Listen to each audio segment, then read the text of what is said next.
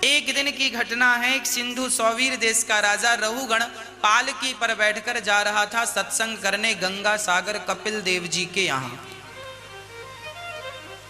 अचानक एक कहार बीमार पड़ गया। भरत जी ने कहारों ने कहा भरत जी से, ए मेरा कहार बीमार पड़ा है, चलो तुम पालकी उठाओ। भरत जी पालकी उठाने लगे और पालकी उठाकर भरत जी चलने लगे। जब भरत जी पालकी उठाकर चले तो राजा रहुगण की पालकी भरत जी ने जब उठाई, रास्ते में चींटियां थीं, कहीं मर ना जाए, भरत जी ने छलांग लगाई। रहुगण ने देखा ये उछल कूद कौन कर रहा है। दूसरी बार फिर चींटियां थी, पांव से दब ना जाए, जोर से छलांग लगाई। राजा रहुगण की पालकी सिर पे टकराई। राजा रहुगण बोला, क्यों रे, दिखाई नहीं पड़ता, मैं बैठा हूं और ये उछल कूद कौन कर रहा है। कहारों ने कहा, महाराज ये नया नया भर्ती हुआ है, बिना इंटरव्यू का यही उछल कूद कर रहा है, यही उछल कूद कर रहा है। अरे समझाओ। समझाया गया, पर भरत जी तो बड़े अद्भुत। रहुगण ने कहा, आज मैं तुझे मृत्यु दंड दूंगा, ये जो तू उछल कूद कर रहा है बार बार, मैं तुझे मृत्यु दंड दूंगा।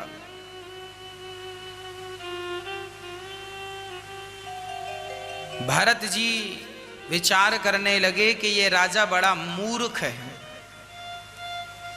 आज से कुछ ज्ञान की बातें देनी चाहिए, इसे ज्ञान देना अति आवश्यक है। तो भरत जी ने ज्ञान दिया। भरत जी ने कहा, त्वयोदितं व्यक्तमविप्रलब्धं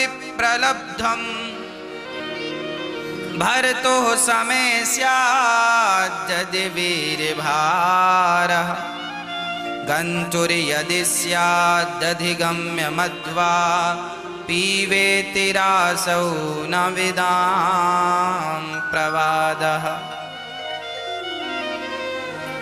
भरत जी ने कहा, राजन ये बताओ, आप किसे मारने की बात कर रहे हैं? आप कह रहे हैं मैं मृत्यु दंड दूंगा, किसे दोगे, शरीर को या फिर आत्मा को? आप मारोगे किसे?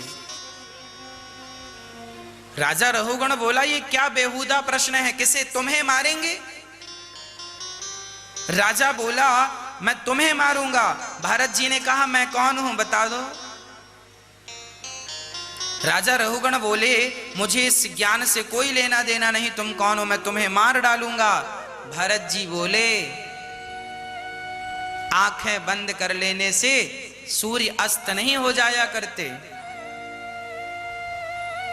हाँ, प्रकाश को देखने की आदत बनाओ, प्रकाश को देखकर आंखें कब तक बंद करोगे।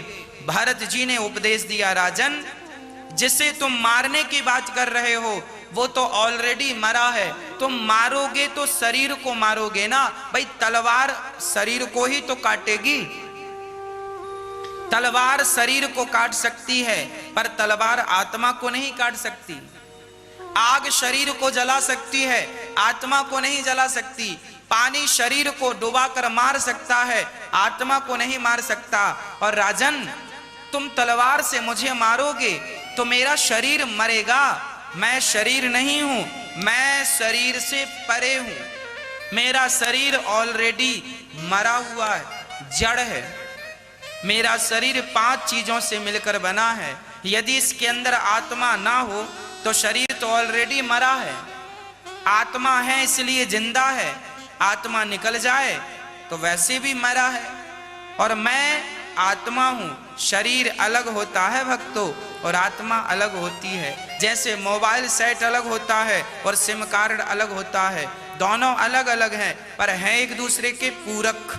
उसी प्रकार शरीर अलग है, आत्मा बिल्कुल अलग है शरीर से। शरीर बार बार 5 तत्वों से बनता है और बिगड़ता है भाई। जैसे मिट्टी का घड़ा मिट्टी से बना और टूटा घड़ा तो मिट्टी का घड़ा मिट्टी में मिल गया।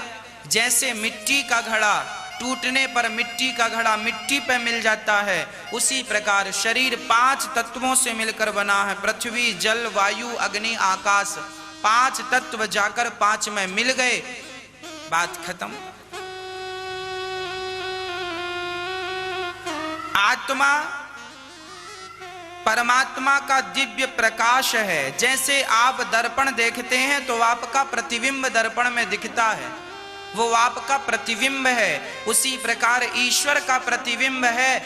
हमारी आत्मा ईश्वर का ही प्रतिबिंब है। इसलिए कहा गया है ईश्वर अंश जीव अविनाशी।